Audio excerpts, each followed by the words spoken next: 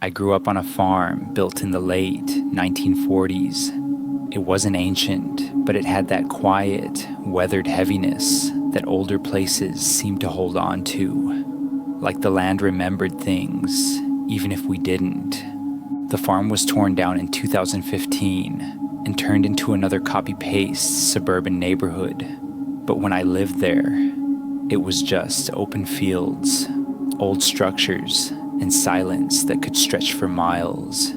We had cows, wild animals, and your usual kind of farm chaos, but nothing, and I mean nothing, ever scared me the way Addie did. There was an old homestead about 100 yards from my house, just a small, broken-down structure, half sunk into the earth like it didn't want to be remembered. That's where Addie lived. She was long gone, of course. Died there before the farm was even built. Nobody knew much about her. Just a name, a story, and the heavy kind of silence people used when they were trying to forget something. Still, my brother, a couple friends from the neighboring farm, and I would explore the place like kids do. A few times a week, we'd sneak into Addie's house. Floorboards creaked. Wind pushed through holes in the walls. The whole place felt like it could collapse at any moment. And yet, we kept going back. But there was one night I'll never forget. It was just before sunset. We were messing around inside Addie's house like usual, poking through the old rooms, teasing each other, daring someone to go upstairs. Outside, you could hear the birds chirping and the crickets picking up as the sky turned orange.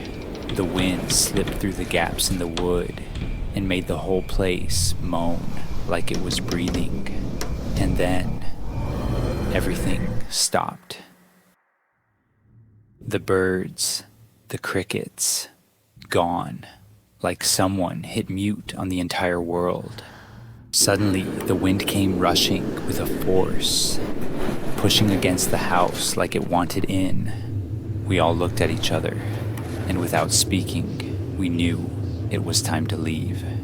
We walked toward the front door, and that's when we heard it. Footsteps, coming from the second floor. My friend didn't wait. He bolted. Smart guy. But the rest of us just stood there, frozen, listening. And then the sound changed. The footsteps started sprinting, coming straight down the stairs. Fast, heavy. We ran. We didn't stop. We didn't turn back. We sprinted across the field and didn't even look over our shoulders. We got to my house, slammed the door, locked it, and just stood there, hearts pounding. And I never told anyone this part, because it's the part that still messes with me. You see, those stairs in Addie's house, they were open-backed, the kind where you can see through the gaps between each step. When the others took off running, I hesitated for just a second longer, just long enough to catch a glimpse through those cracks. And I swear on everything, I saw bare feet, ankles, running down the steps toward us, but no body attached to them, just that sliver of motion, like something had waited years for someone to come up, so it could come down.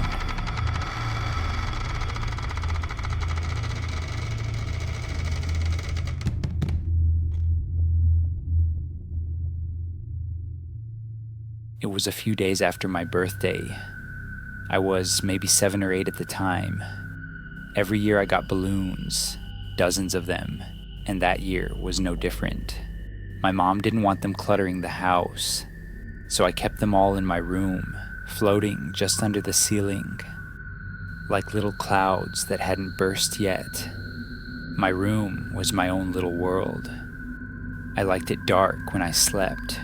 No nightlight, no hallway glow, just the faint blue hue of the moon coming through my pink, semi-transparent curtains.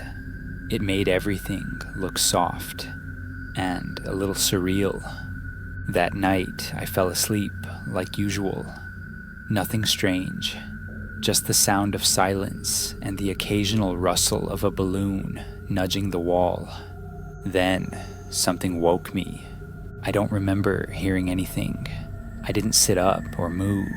I just opened my eyes, and something felt wrong. The room was still, but there was a pressure in the air, like something was waiting.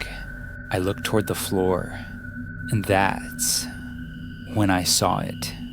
There was a shadow, sitting cross-legged, completely still, just staring at me. I froze.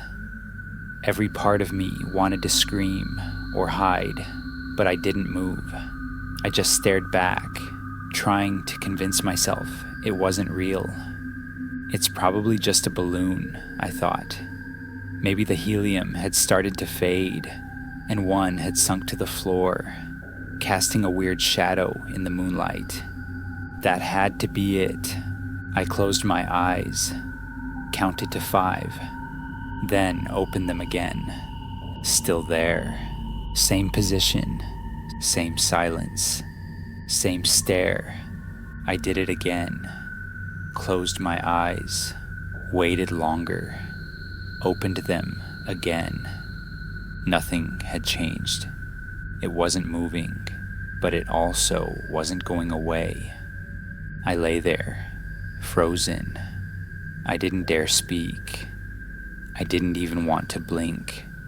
Eventually, I must have fallen asleep. Maybe my brain just couldn't handle the fear anymore. I honestly don't remember drifting off. Just that morning eventually came. The sun lit up my room, the pink curtains now warm and soft instead of cold and eerie. I sat up, heart pounding, and looked at the spot where the shadow had been. Nothing, no shape, no shadow. Just my room, the way it had always been. And my balloons, still floating, still full, still touching the ceiling. What the hell was sitting on my floor?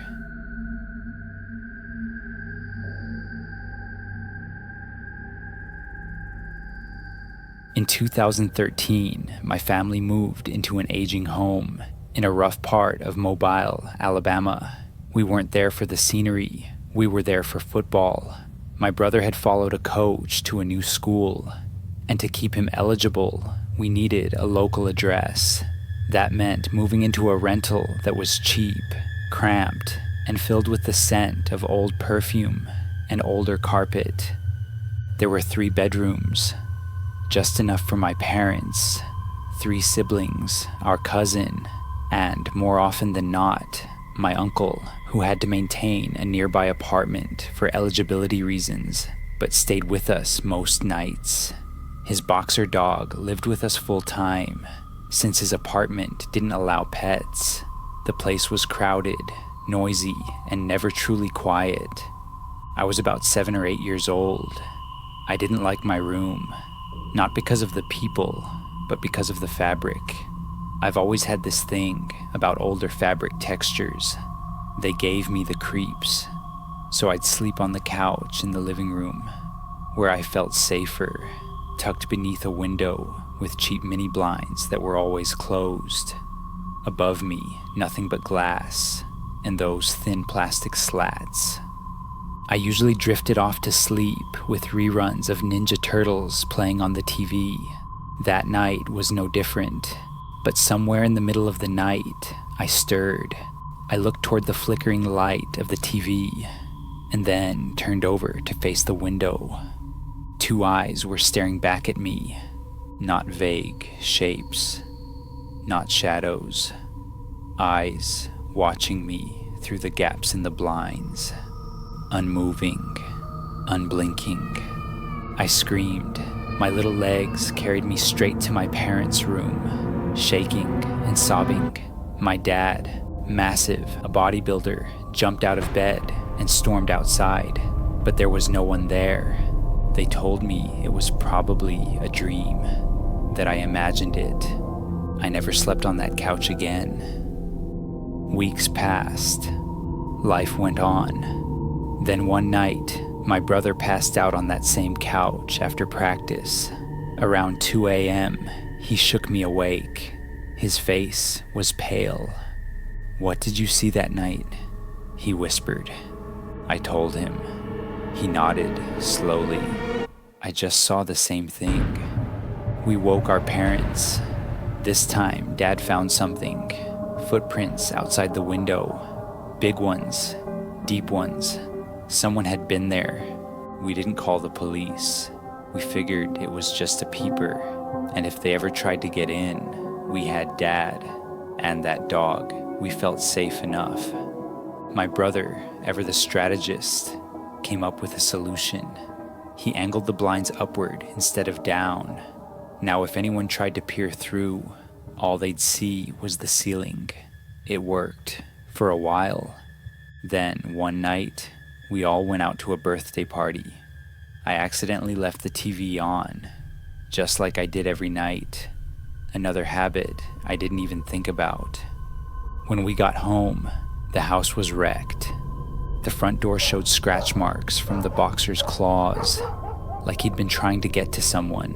The back door had been chipped. Someone tried to pry it open. Pages from my library book were torn. My backpack was rifled through. My homework shredded. But nothing was stolen. No electronics. No jewelry. Just my stuff. My parents didn't say it out loud, but we all knew. Whoever had been trying to get into our house wasn't after money. They were after me, or my brother. We moved soon after, back to our old neighborhood, our old house, safer, quieter. Nothing ever happened again. But I still think about those eyes, about what might have happened if we'd been home. And I wonder, was it just a stranger, or someone who'd been watching for far longer than we realized?